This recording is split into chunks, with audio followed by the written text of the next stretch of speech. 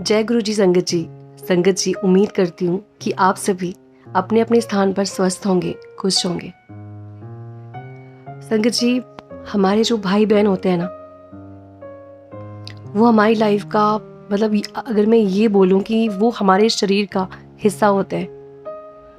उनको अगर छोटी सी चोट भी लग जाए तो हम परेशान हो जाते हैं। अगर आप बड़ी बहन हो या बड़े भाई हो तो आप अपने छोटे भाई बहनों की जो परवाह होती है ऐसे करते हो। भाई है तो बाप बन के, अगर बहन है तो माँ बन के। लेकिन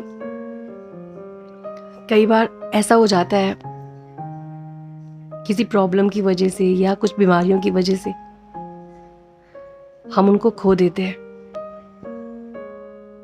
और मेरे साथ भी कुछ ऐसा ही हुआ। मेरी बहन की शादी हो जाती है। लगा था कि बहुत अच्छी लाइफ है उसकी, सब बहुत अच्छा चल रहा था और वो बहुत खुश थी जी। लेकिन जैसे ही साल होने को आता है, साल के बाद उसको फीवर आता है।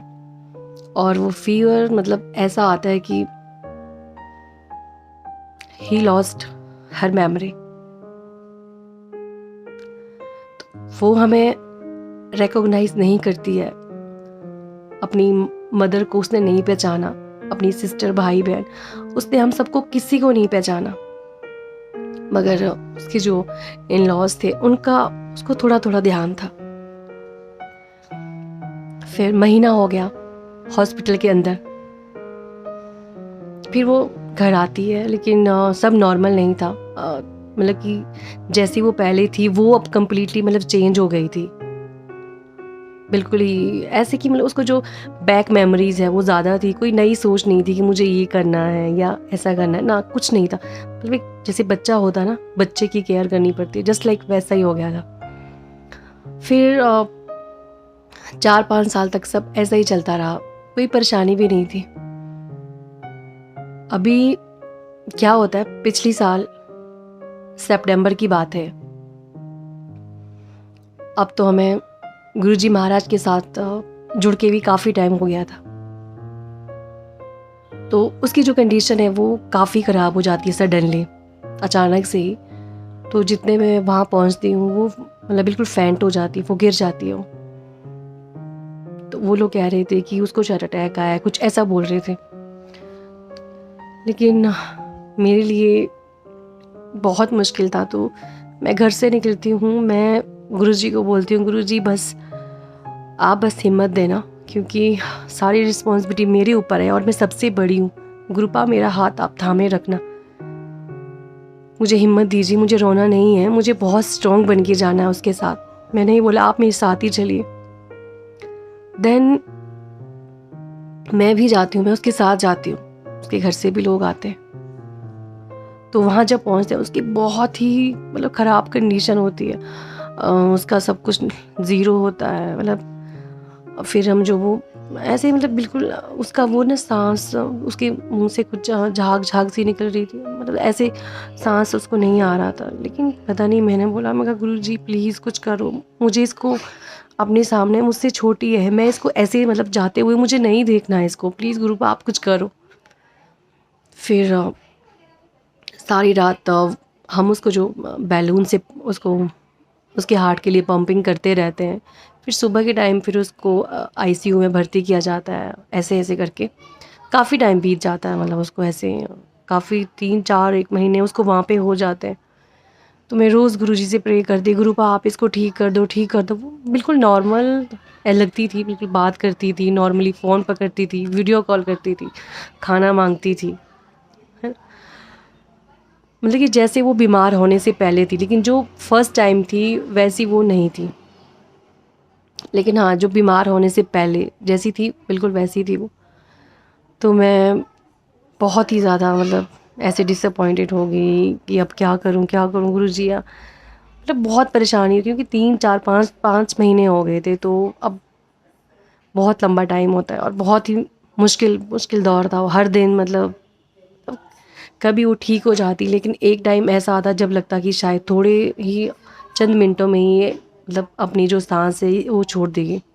तो मतलब ऐसा मतलब कि कहने का मतलब कि हम लोग रोज़ तिल तिल मर रहे थे, लेकिन अंदर से मेरे अंदर मतलब एक हिम्मत सी आ गई थी। मुझे लग रहा था कि मैं तो गुरुपा को ही बोल रही थी। मैंने जो उसके कष्ट देखे वहाँ पे, डेली का इतना ब्लड लॉस हो रहा था, मतलब काफ़ी वीक हो गई थी, बहुत ज़्यादा ब्लड लॉस हो रहा था उसका। और दो मतलब कि अब तो खून को चढ़ाने की ज़रूरत भी पड़ गई थी उसको वहाँ पे, बहुत ज़्यादा वो हो रहा था। तो मैं गुरुजी को बोलती हूँ, गुरुपा प्लीज़ आप इसको ठीक कर दीजिए, गुरुजी आप इसको ठीक कर दीजिए, ठीक कर दीजिए इसको। फिर वो घर आ जाती है ना, और ठीक हो जाती। इतना ठीक तो नहीं होती है, लेकिन एटलीस्ट चल वो बेड पे बैठा करती थी, लेकिन वीक वो काफ़ी हो गई थी। तो मैं गुरुजी को ये बोलती हूँ, गुरुपा आप इसको ठीक कर लो ऐसे। तो बस 1 महीना वो बस ठीक रहती है। फिर लेकिन जनवरी में जैसे आके उसकी डेथ हो जाती है, वो मतलब दुनिया को छोड़ के चली जाती है। उसके बाद हर चीज़ से मतलब मेरा विश्वास टूटने लगता है। मुझे लगता है कि हे भगवान, कि गुरुजी मतलब आपने ऐसा क्यों किया? आपको पता है ना कि मतलब मेरे लिए वो क्या थी? उसके बिना लाइफ की मतलब कल्पना करना भी पॉसिबल नहीं था। तो मैंने उसको गुरुजी ऐसे सँभाला कि जैसे मतलब एक छोटे भाई-बहन को जैसे आप सँभालते हो, तो मतलब ऐसे सँभाला। तो फिर मुझे रात को मुझे ड्रीम आता है कि गुरुजी महाराज गुरुजी महाराज सामने खड़े हैं, और वो गुरुजी महाराज और वो उस मतलब लेटी हुई है वहाँ पे नीचे, उसको ऐसे रखा हुआ है। गुरुजी महाराज ने अपने चरणों के सामने उसको ऐसे रखा हुआ है। फिर मुझे रियलाइज़ होता है कि अब वो गुरुजी महाराज की शरण में है, वो भगवान की शरण में है, उन्होंने उसको अपनी शरण में लिया हुआ है। देखिए संगत जी, मैं आपसे सिर्फ ये बोलना चाहूँगी, देखो ये जो जन्म और मृत्यु का जो ये बंधन है, इससे कोई भी नहीं छूट सकता है।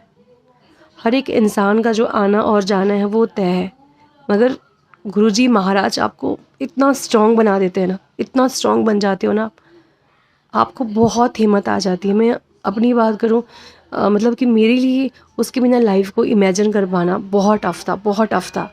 मतलब मैंने अपना सब कुछ छोड़ दिया था, जॉब, बच्चे, मेरा किसी पर भी ध्यान नहीं था, किसी पर भी ध्यान नहीं था, कुछ भी। मैं तो मतलब एक ऐसे डिप्रेशन में चली गई थी। मुझे लगा था कि अब शायद मेरा यहाँ से बाहर आना बहुत टफ है।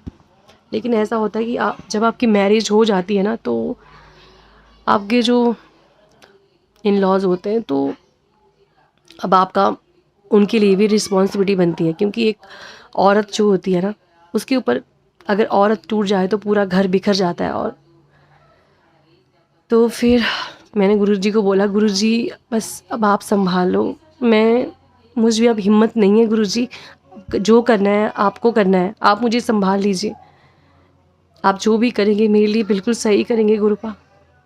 फिर बस मैंने गुरुजी का नाम जाप करना जैसे पहले था, मतलब वो बहुत ज़्यादा शुरू कर दिया, उनकी सत्संग सुनने शुरू कर दिए।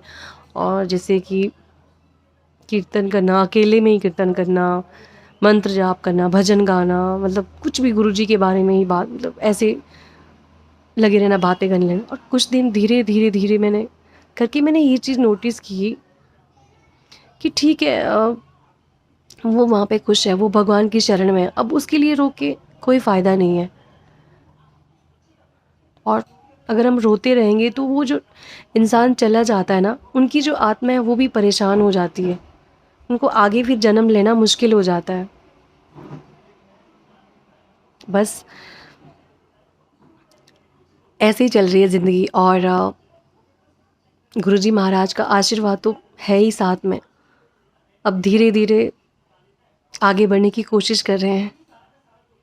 बस अब हमें भी यही पता है कि हमें भी एक दिन वहीं जाना है। गुरुजी महाराज बस हमें अपने चरणों में स्थान दे, जो भी हमें जो भी जिम्मेदारियां दी हैं उन्होंने, वो हम अच्छे से निभाएं। अपना घर परिवार समाज सबके प्रति जो हमारी जिम्मेदारियां, उनको अच्छे से निभाएं। बस वो हमें इतनी हिम्मत दे, हम खुद पे विश्वास कर पाएँ और वो ऐसा करते भी हैं, और मेरे साथ सच में संगत जी ऐसा हुआ है। कभी भी ये बोलना चाहती हूँ कि लाइफ में कभी भी आप टूट जाओ ना, तो प्लीज़ मेरी बात याद रखना। देखो, डिप्रेशन में जाना कोई सॉल्यूशन नहीं है किसी भी प्रॉब्लम का। आप सच में बोलो, नाम जाप शुरू कर दीजिए, मंत्र जाप शुरू कर दीजिए। आपको अपने आप ही, जब आपको एक ऐसी रोशनी मिलेगी ना, गुरु की आशीर्वाद की ऐसी रोशनी मिलेगी आपको, जिसके प्रकाश से आपकी जो ज़िंदगी में जो अंधेरा छाया हुआ है वो पूरी तरह से दूर हो जाएगा। तो बस संगत जी, ये था मेरा आज का सत्संग। उम्मीद करती हूँ कि आपको ज़रूर अच्छा लगा होगा। कल मिलते हैं आपसे एक नए सत्संग के साथ। तब तक के लिए शुभ रात्रि।